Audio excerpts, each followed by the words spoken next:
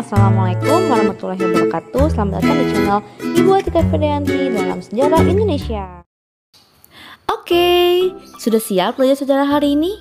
Hari ini kita akan membahas mengenai datangnya kolonialisme dan imperialisme Eropa ke Indonesia.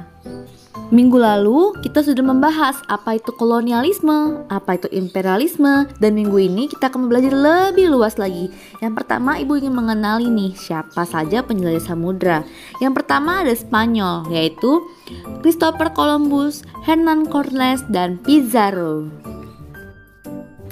Lalu selanjutnya ada penjelajah samudra dari Inggris dan Belanda. Yang pertama ada Bartholomew Dias, dan yang kedua ada Vasco da Gama. Selanjutnya ada Alfonso de Albuquerque, dan ada Willem Barents, Cornelis de Houtman, dan Abel Tasman. Nah, yang tadi ibu sebutkan itu merupakan penjelajah samudra yang sangat terkenal dari Spanyol, Inggris, dan Belanda. Nah, dimulai dari tahun 1500-an, bangsa Eropa mulai datang ke Indonesia. Di antaranya itu ada Portugis, Spanyol, Inggris, dan Belanda. Bangsa Portugis itu merupakan bangsa Eropa yang pertama mencapai Kepulauan Nusantara yang dipimpin oleh Vasco da Gama. Nah, pada bulan April 1511, Alfonso memimpin langsung perjalanan dari Goa menuju Malaka. Pada akhirnya, Malaka itu berhasil ditaklukkan oleh Portugis. Ekspedisi pertama Portugis menuju Maluku dan diterima dengan baik nih oleh Sultan Ternate, yaitu Sultan Abilais.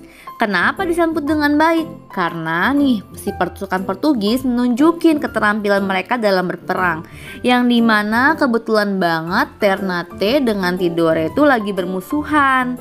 Jadi bangsa Ternate ini berpikir kayak, oh pinter banget nih, bisa banget nih bangsa Portugis ngebantu gue gitu. Nah, sementara itu Sultan Mansur dan Tidore membentuk persekutuan dengan Spanyol. Hubungan Portugis dengan Ternate dipertahankan nih sama Antoni de Albuquerque. Bahkan pihak Ternate tanpa ragu mengizinkan Portugis untuk membangun sebuah benteng pertahanan di Pulau Ternate pada tahun 1522. Nah, benteng itu biasa disebut dengan Gamalama. Nah, tapi namanya manusia, jadi merasa kurang puas dan kayak dikasih hati minta jantung. Portugis ini minta lagi nih membuat mendirikan sebuah benteng di negeri Hiu dan lama-lama di Pulau Ambon. Nah, benteng itu dinamakan dengan Benteng Kamalata. Nah, fungsi dari para benteng ini selain untuk pertahanan, tapi dia juga sebagai pos pengamatan aktivitas bangsa Spanyol yang menguasai Tidore, dan juga sebagai gudang rempah-rempah terutama cengkeh. Bangsa Portugis pun melakukan suatu hubungan dagang rempah-rempah dengan Ternate. Nah, selain aktif dalam perdagangan rempah-rempah, Portugis juga ini aktif dalam menyebarkan agama Kristen. Nah, jika kalian masih ingat, minggu lalu kan ibu menjelaskan mengenai motif imperialisme yang 3G, Gold, Glory, Gospel. Penjelasan ini termasuk nih dia menjelaskan mengenai perdagangan untuk menjaga kekayaan berarti gold, dan menyebarkan agama berarti gospel gitu. Pada kala itu bangsa Belanda itu masih menjadi dijajah oleh bangsa Spanyol nih ya.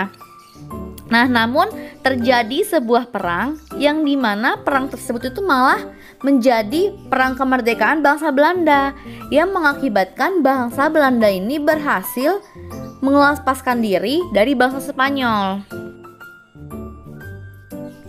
Nah, pada tahun 1580 Raja Philip ini berhasil mempersatukan Spanyol dengan Portugis. Jadi bangsa Belanda ini nggak bisa nih ngambil rempah-rempah di daerah Lebanon, karena daerah tersebut itu menjadi wilayah kekuasaan oleh Portugis dengan Spanyol. Nah, akhirnya karena itu Belanda mulai melakukan penjelajahan samudra untuk mendapatkan rempah-rempah. Setelah berlayar dari keliling dunia, keliling samudra, tibalah nih bangsa Belanda ke Banten. Dan kedatangan itu disambut dengan baik oleh masyarakat Banten, oleh pemimpin Banten, yang dimana mereka tuh mengharapkan Belanda ini bisa memajukan perdagangan di Banten. Namun karena keserakahannya si Cornelis, dia jadi timbul ketegangan dan kayak ribut gitu antara masyarakat Banten dengan Cornelis de Houtman sampai dia tuh diusir dari Banten. Namun datang lagi nih tanggal 28 November yang dimana posisi itu Banten lagi segang, lagi ribut juga dengan Portugis.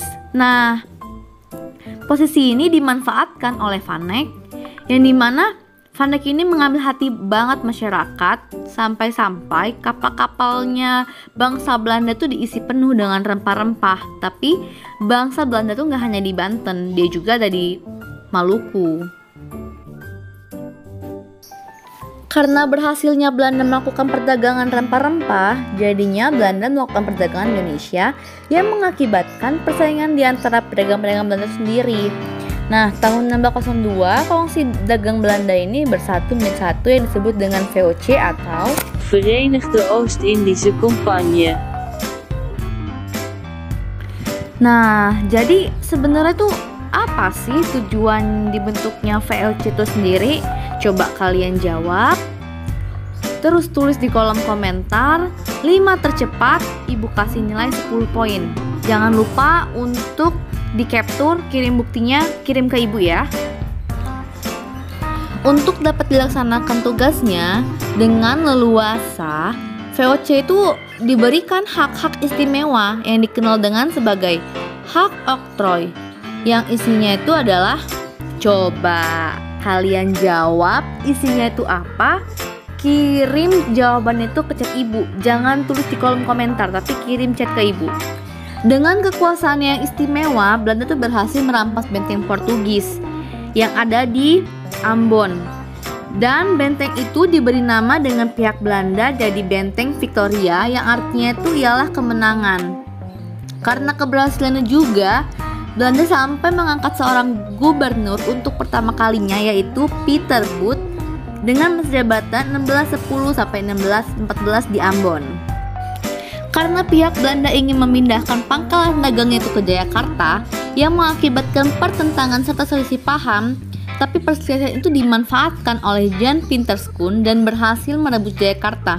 Mirisnya, orang-orang Banten yang di Jayakarta diusir, serta kota Jayakarta itu dibakar oleh Jan Pieterszoon. Sungguh kejam sekali. Pada tanggal 30 Mei 1619, Jan Pieterszoon mengganti nama Jayakarta menjadi Batavia, dan Batavia pun menjadi markas besar VOC. Untuk mendapatkan keuntungan yang besar, VOC menerapkan monopoli perdagangan. Pelaksanaan monopoli itu sangat kejam di Maluku, dengan beberapa peraturan yang ditetapkan dalam pelaksanaan monopoli perdagangan, yang dimana itu ada di halaman 14 buku cetak kalian masing-masing. Berikut ini merupakan beberapa gubernur VOC yang dianggap berhasil mengembangkan kolonisasi VOC. Yang pertama ada Jan Pieterszoon.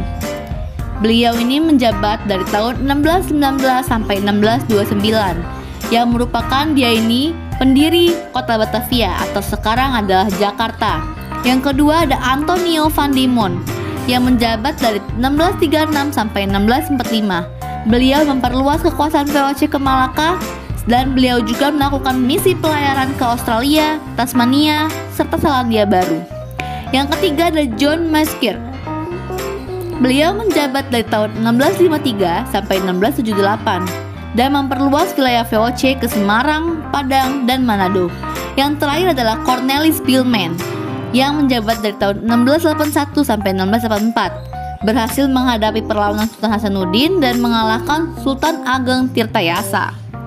Namun kejayaan VOC tidak begitu lama, karena VOC akhirnya mengalami kemunduran yang terjadi sejak awal abad ke-18, yang diakibatkan karena banyaknya korupsi, anggaran pegawai terlalu besar, biaya perang untuk perlawanan rakyat sangat besar, persaingan dengan kongsi dagang, utang VOC yang sangat besar, berkembangnya paham liberalisme. Dan tahun 1795 dibentuklah panitia pembubaran VOC dan hak-hak oktroy dihapus, dan 31 Desember 1799 VOC resmi dibubarkan. Oke, sekian materi yang bisa Ibu sampaikan. Semoga bisa bermanfaat. Untuk kalian tetap semangat ya. Wassalamualaikum warahmatullahi wabarakatuh.